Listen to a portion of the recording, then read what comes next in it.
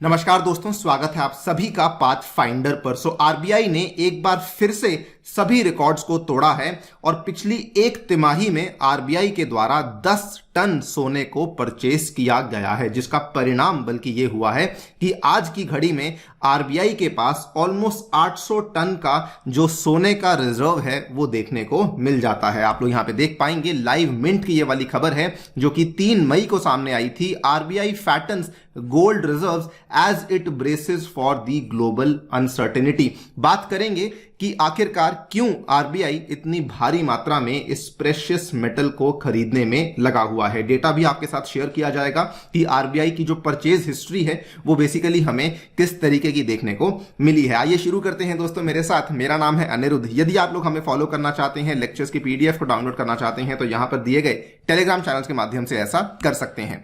Also बताना चाहूंगा दोस्तों, पाथ फाइंडर आपके लिए एक अनोखी पहल लाया है, जिसके चलते हम लोग आपके लिए इंडिया का सबसे अफोर्डेबल, सबसे कॉम्प्रिहेंसिव अग्निपथ बैच लेकर आए हैं आपकी यूपीएससी सीएससी तैयारी को सरल करने के लिए। इसमें दोस्तों 900 से भी अधिक घंटे की लाइव क्लास होने वाली है, जिसमें कि प्रीलिम्स और मेंस दोनों की तैयारी करवाई जाएगी। साथ ही में आपके लिए टेस्ट सीरीज भी अवेलेबल करवाई जाएगी, जिसमें 40 टेस्ट प्रीलिम्स के और 10 टेस्ट आपको मेंस के अवेलेबल करवाए जाएंगे।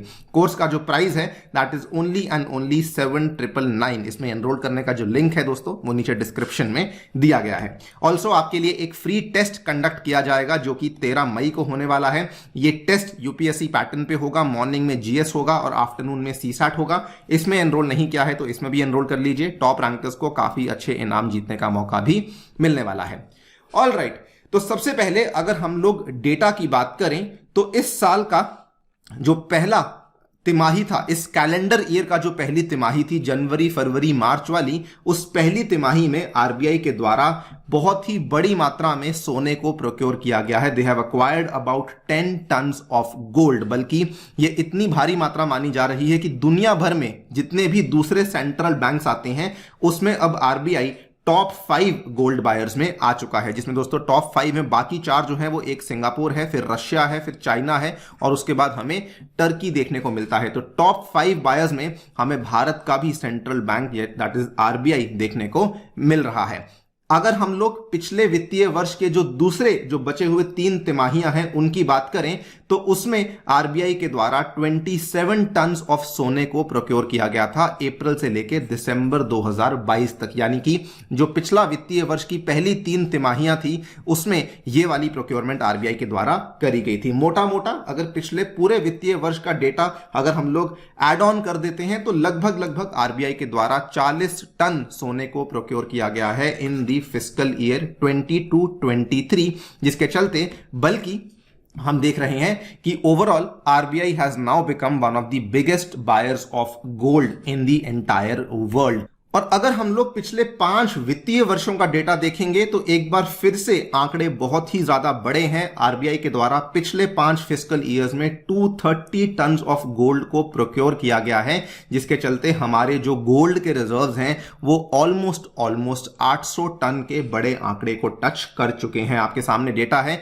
सिंस FY18 यानी कि 2018 वाले फाइनेंशियल ईयर से आरबीआई ने अपने गोल्ड रिजर्व्स को स्टेडीली इंक्रीज किया है। ये शुरुआत हुई थी 560 टन से और आज की घड़ी में हम लोग 790 टन पे पहुंच चुके हैं। ये final data as of February 2023 and हमें देखने को मिला है। अगर आप लोग ये सोच रहे हैं कि ये पूरा का पूरा डेटा कहां से आता है, दोस्तों एक संस्था है जिसका नाम है वर्ल्ड गोल्ड काउंसिल, जिसका हेडक्वार्टर हमें लंदन यूके में देखने को मिलता है। ये बेसिकली मार्केट ऑर्गेनाइजेशन है जो कि गोल्ड इंडस्ट्री के लिए काम करती है। हर तरह का डेटा ये सामने पेश करती है, किस कंट्री ने कितना गोल्ड खरीदा, किस कंट्री ने कितना गोल्ड बेचा, गोल्ड का जो प्राइस चल रहा है वो क्या चल रहा है, क्या क्या फैक्टर्स हैं जो कि गोल्ड के प्राइस को इंपैक्ट कर रहे हैं, वो सारी की सारी जो स्टडीज और स्टेटिस्टिक्स हैं वो इसी वर्ल्ड गोल्ड काउंसिल के द्वारा रिलीज करी जाती हैं। बाय द वे, ये क्योंकि आरबीआई और दुनिया के कई सारे अन्य सेंट्रल बैंक्स के द्वारा गोल्ड को भारी मात्रा में खरीदा जा रहा है, ये एक बड़ा फैक्टर बना है गोल्ड का जो हमें प्राइस राइज देखने को मिला है उसको कंट्रीब्यूट कर रहा है। आपने बल्कि देखा भी होगा अगर आप फॉलो करते हैं तो गोल्ड का जो प्राइस है वो दोस्तों इंडिया में 61,000 के आंकड़े को भी क्रॉस कर चुका है और ये क्योंकि लगातार बाइंग हो रही है, लगातार परचेजिंग हो रही है अलग अलग सेंट्रल बैंकों के द्वारा, उसका एक बड़ा योगदान हमें यहां पे देखने को मिलता है।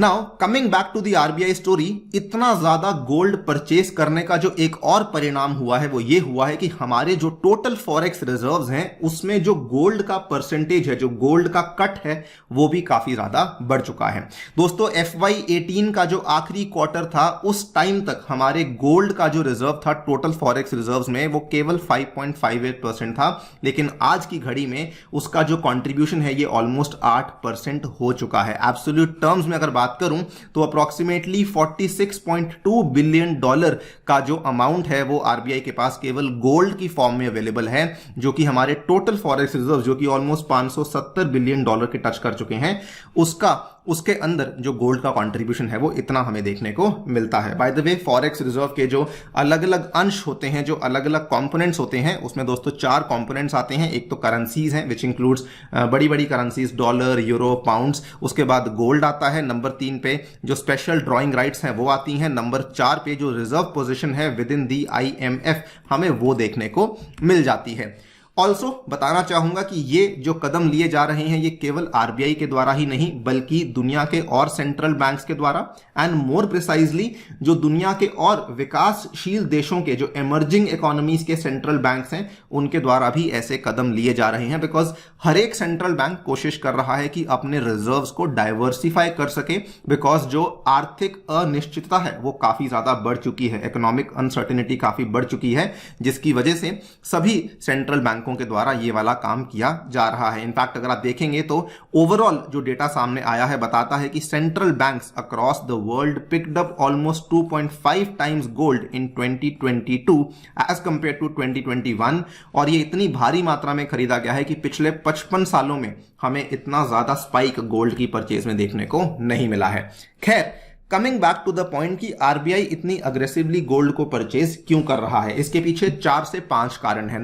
पहला कारण जो कि बताया जा रहा है, जो कि एक गोल्ड के ही विशेषज्ञ हैं, उन्होंने बताया है कि आरबीआई इसलिए कर रहा है बिकॉज कोशिश ये चल रही है कि जो निर्भरता है यूएस डॉलर के ऊपर वो कम करी जा सके। अभी तक क्या था, दुनिया में चलने वाली जो मेन रिजर्व करेंसी थी वो यूएस डॉलर मानी जाती थी, लेकिन आपने सुना होगा डी डॉलराइजेशन की जो लहर चल रही है उसके चलते इंडिया भी ये कोशिश कर रहा है कि यूएस डॉलर के ऊपर उतनी ज्यादा निर्भरता ना करी जाए। सेकेंडली, ये भी कहा जा रहा है कि गोल्ड रिजर्व्स देखिए एक तरीके से हमें काफी अच्छी फाउंडेशन देते हैं इस चीज की कि कल को अगर हमें रुपी को वर्ल्ड रिजर्व करेंसी बनाना है तो उसके लिए गोल्ड हमें काफी अच्छी बैकिंग ऑफर कर देता है। इसके अलावा मदन सबनविस जो कि बैंक ऑफ बड़ौदा के चीफ इकोनॉमिस्ट हैं, इन्होंने भी कहा कि ये जो अग्रेसिव परचेजिंग आरबीआई के द्वारा करी जा रही है इसका मकसद वही है कि ये अपने फॉरेक्स रिजर्व्स को डाइवर्सिफाई करना चाहता है।